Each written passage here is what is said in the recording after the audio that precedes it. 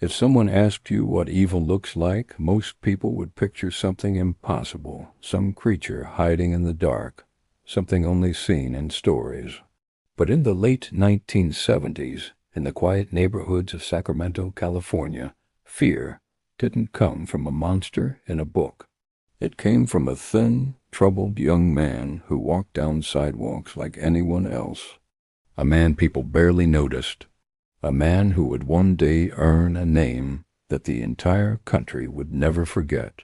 But before the world knew his face, before the news locked onto his crimes, before investigators realized they were dealing with a level of danger they had never seen before, strange signs had already begun to appear. Small, confusing moments. Warnings no one understood. And by the time anyone realized what they meant, it was too late.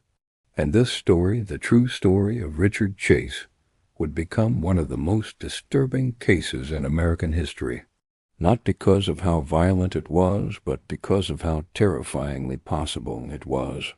How a young man who needed help for years slipped past every warning sign, and how the people around him didn't realize the danger until the final moment. Before we begin, drop a comment and tell us where you're watching from. And if you enjoy true crime stories told with respect and real facts, make sure to like, subscribe, turn on the notification bell, and share this video. Now, let's go back to the beginning. Long before anyone called him the Vampire of Sacramento, Richard Trenton Chase wasn't born with a nickname. He wasn't born with a reputation. When he came into the world in 1950, he was just a baby like any other. His future was still blank. His path could have been anything. But he grew up in a house where fear lived quietly behind the walls. He was raised in a home filled with tension, arguments, and moments of harsh discipline that shaped his mind in ways no one could see at the time. His parents fought often, and the atmosphere was heavy enough that even relatives later said the home never felt peaceful. As he got older, Richard didn't grow into a loud or confident kid. Instead, he became quiet, withdrawn, almost invisible. Teachers remembered him as a boy who didn't talk much and didn't make trouble. But something about him always felt disconnected. Like he was present, but not fully there. By his early teens, the signs of trouble were becoming clearer. Not the kind of trouble that gets a kid expelled or arrested, but the kind that makes adults say, "That boy needs help." He struggled with keeping himself healthy. He had trouble focusing, and he began behaving in ways that didn't make sense to people around him.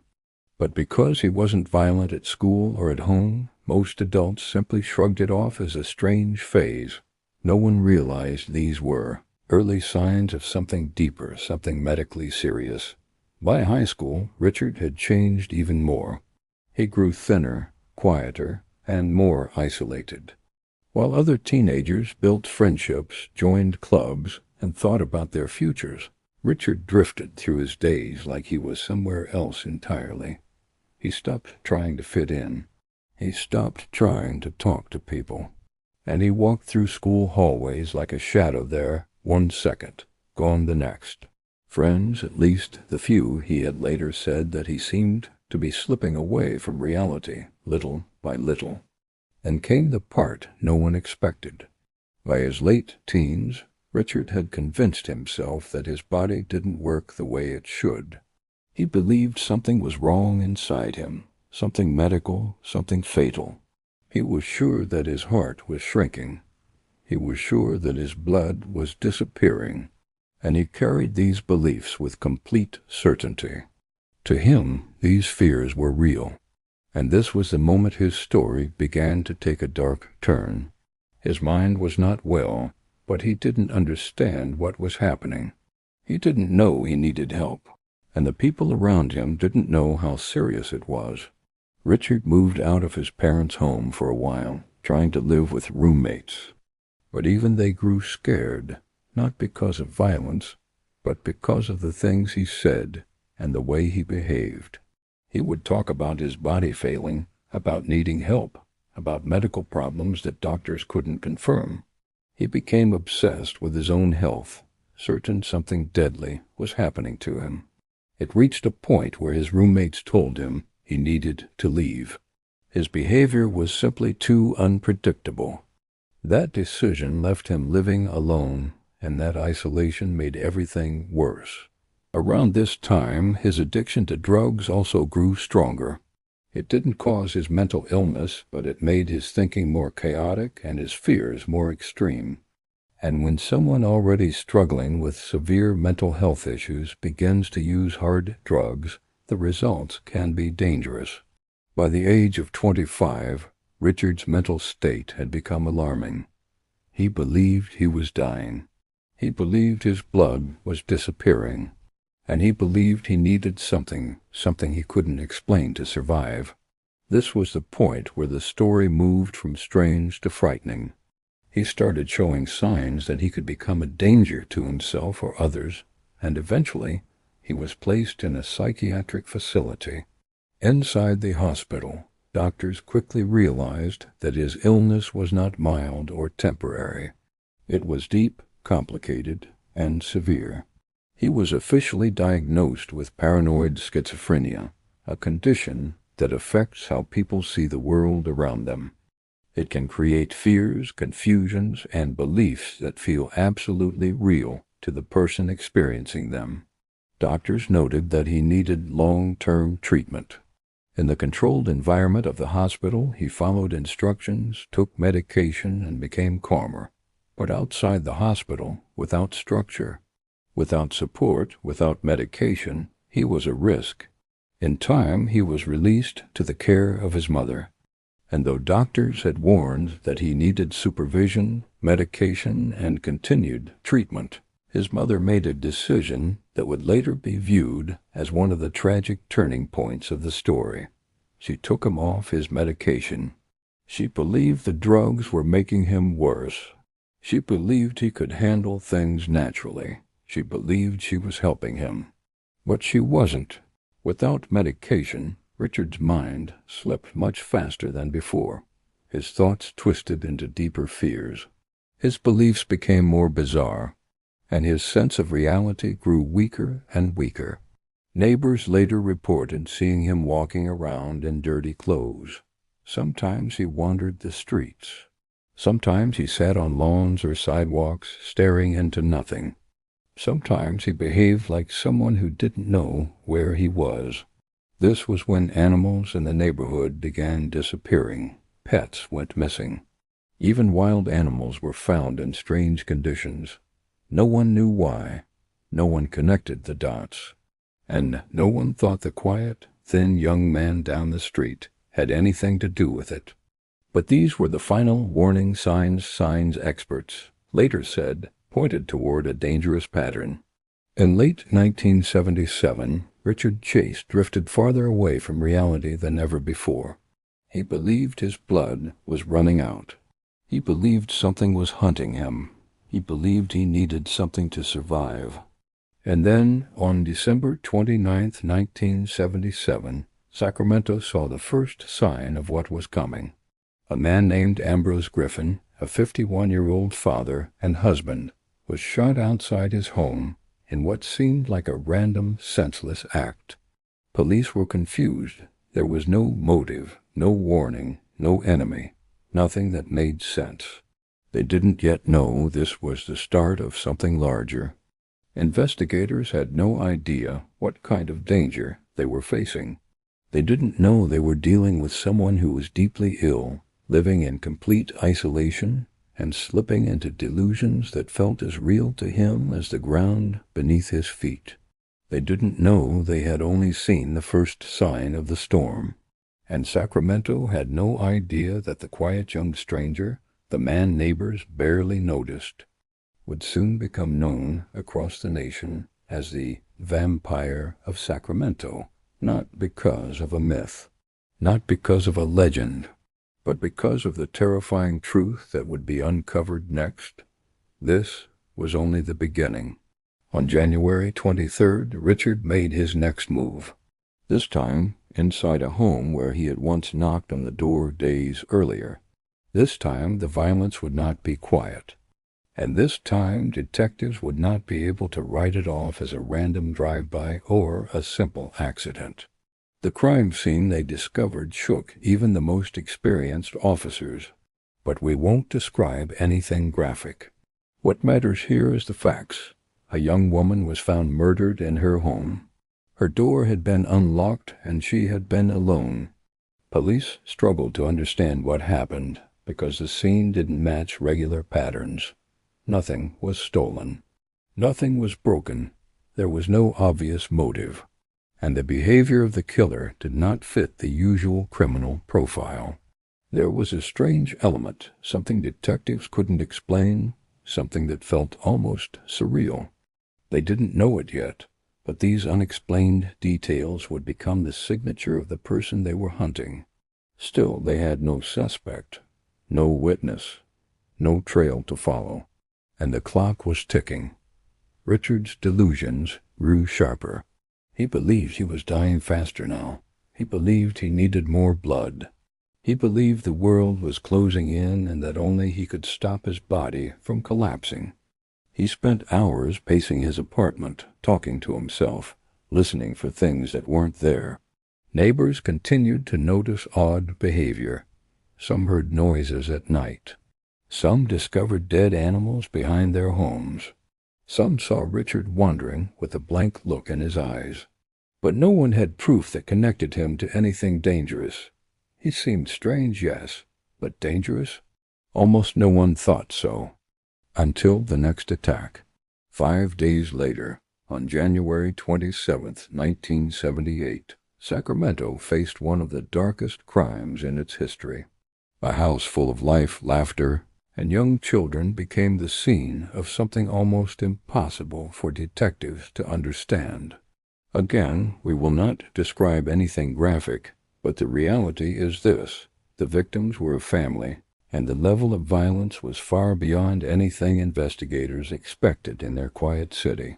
This was no random act, and it was no accident. The killer stayed inside the home longer this time. He moved through the rooms, leaving behind details so strange and so disturbing that even seasoned officers struggled to speak about them. When the police walked in, they knew instantly they were facing someone whose mind was not operating in any normal way. This was not a person acting out of anger or revenge. This was someone acting out of delusion, someone whose thoughts were disconnected from reality, someone deeply, dangerously unwell. And hidden inside that chaos was the first clear sign that investigators were dealing with a killer who had a pattern.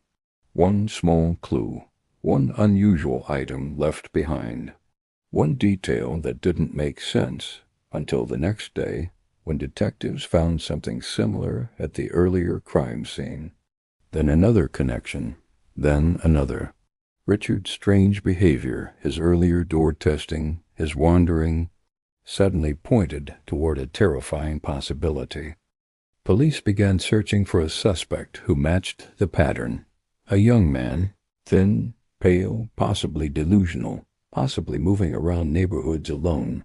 Soon, a name emerged. A name officers recognized from past mental health calls. A name linked to disturbing behavior with animals. A name from a community where neighbors whispered concerns but never had proof. A name that would soon shock the entire country. Richard Trenton Chase. Detectives had finally found their suspect, and when they looked deeper into his background, his mental health history, his earlier hospital stays, his strange beliefs about his body, his long journey into untreated illness, everything finally came together. When they ran his name through records, the picture that appeared shocked them. Richard was not some unknown man with no past. He had a long history of mental health problems, serious ones. Doctors had examined him before. At one point, he even told medical workers that his heart would stop beating unless he drank blood. It didn't make sense biologically, of course. But in Richard's mind it was as real as the air he breathed. Police began piecing his history together like a puzzle. A family that didn't know how to help him. Attempts to get treatment that didn't work for long. Strange behaviors that became stranger every year. A complete break with reality. Then something even more alarming. Richard had a past of harming animals. Not out of anger, not out of cruelty, but because he believed their blood would keep him alive. To him, it wasn't a crime. It was survival. Detectives stared at the file in silence. Everything about it was terrifying and deeply sad. But they couldn't stop to feel pity. People were in danger. A few days later, detectives got another call, this time from someone much closer to the investigation. A girl who had been seen speaking to Richard earlier in the month finally came forward. She hadn't known anything was wrong at first. She said he acted confusing, like he wasn't fully there. But now that the city was talking about a strange killer, she realized something she'd kept to herself. Richard had walked up to her in the supermarket parking lot. His clothes were stained. His eyes were wide and empty. And he spoke about something no healthy person would ever say. She backed away from him. He didn't chase her. He just stared. She hurried home and tried to forget it. Until now, detectives felt a wave of dread. This wasn't a random man. This wasn't someone acting out of sudden rage. This was someone who lived inside a world of delusion, and that kind of person couldn't be predicted. But they could be extremely dangerous. Now they were almost certain. Richard Chase wasn't just a suspect. He was the one they were looking for. Police went to Richard's last known address, a small apartment building not far from the crime scenes. Neighbors didn't know him well. They only knew what they heard through the walls, odd noises, loud pacing, long nights when he never seemed to sleep. A neighbor said something strange happened a week earlier. Richard had knocked and asked for help. Not help with money, not help with food. He asked for a rabbit. Why? He didn't explain. He just said he needed one. For his health. Detectives exchanged glances. Everything matched what they already knew. But when they knocked on his door, they got no answer. They talked to more people in the building, and learned that Richard had been seen slipping out the back door that morning. He carried a bag. He looked nervous. He kept glancing over his shoulder, as if he could hear the investigation closing in. Police knew they were close, dangerously close. If Richard realized they were hunting him, he might panic. And someone like him, in a full state of fear and delusion, could do something unpredictable. They needed to find him before he found another victim. Investigators decided they needed solid evidence linking Richard directly to the crimes. And they got it, not from a witness, not from a tip, but from something Richard did himself.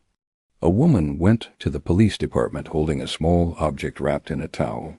She said a strange man had dropped it on her porch earlier that morning. She didn't want to touch it. When detectives unwrapped it, they froze. Inside was a piece of clothing, a distinct color and size that matched one taken from one of the victims' homes. It wasn't graphic. It wasn't bloody. But it didn't need to be. Richard had either taken it accidentally, or he kept it because he believed it meant something. Either way, this was the break detectives had been waiting for. Now they had a name, a location, history, a witness, and physical evidence. Everything pointed to one man. But still, they didn't know where he was at this exact moment. Police spread out across the city. They visited bus stations. They checked stores. They spoke to people who lived on Richard Street.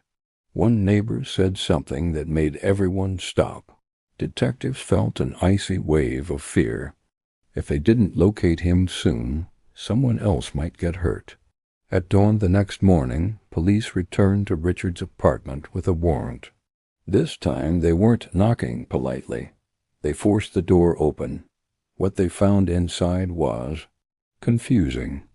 Not gory, not violent, but disturbing in a different way. It looked like someone who had lost all sense of reality had been living there.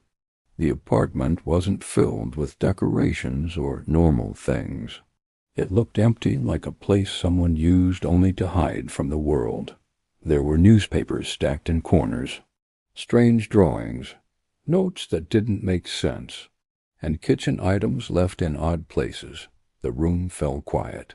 For the first time, the investigators didn't feel like they were hunting a typical criminal. They were chasing a man whose mind had broken so badly he couldn't even tell what was real anymore. But knowing that didn't make him any less dangerous. Police searched every inch of the apartment, and then they found something even more alarming. On the small table near the window was a map. On it, Richard had drawn circles, around houses, around parks, around random streets, and one of the circles was fresh. The ink still looked wet. It was clear. Richard wasn't finished. He was choosing his next location. Investigators rushed to the circled neighborhood. It was a quiet area full of families and small homes. They began knocking on doors, asking if anyone had seen a thin young man with pale skin, messy hair, and a lost expression. Most said no, but then an older man stepped out of his house and said, "I saw him just this morning. He was running. Police knew what that meant. He had seen the officers arrive earlier and fled. At that moment, another officer shouted from down the street, "Over here! Someone fits the description."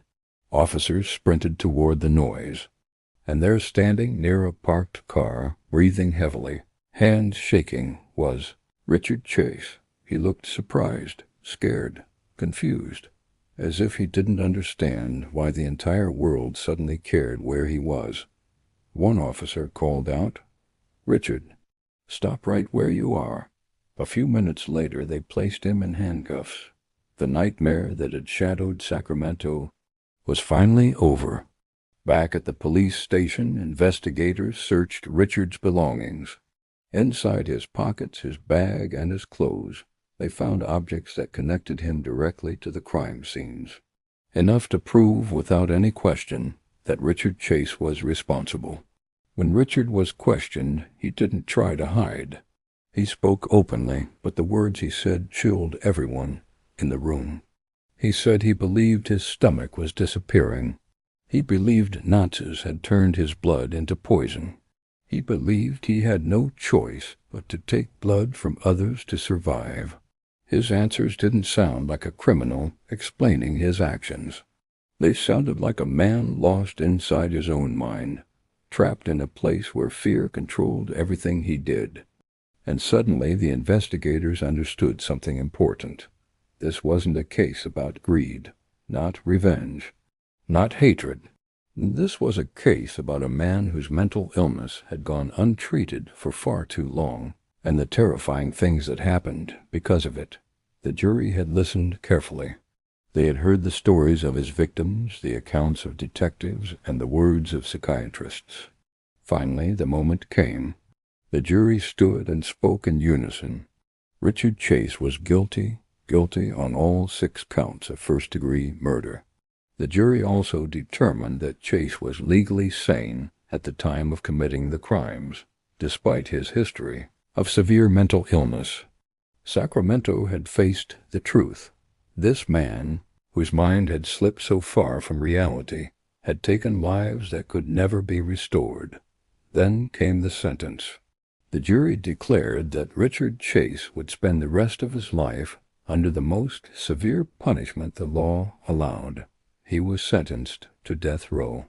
For the families of the victims, it was a small measure of closure. The man responsible for their pain would never walk the streets again. For the city, it was relief wrapped in sorrow. Relief that the threat was gone, sorrow for the lives that had been lost. Even today, investigators and mental health experts still talk about his case. Not because it was the most violent, not because it was the most famous, but because it showed something important.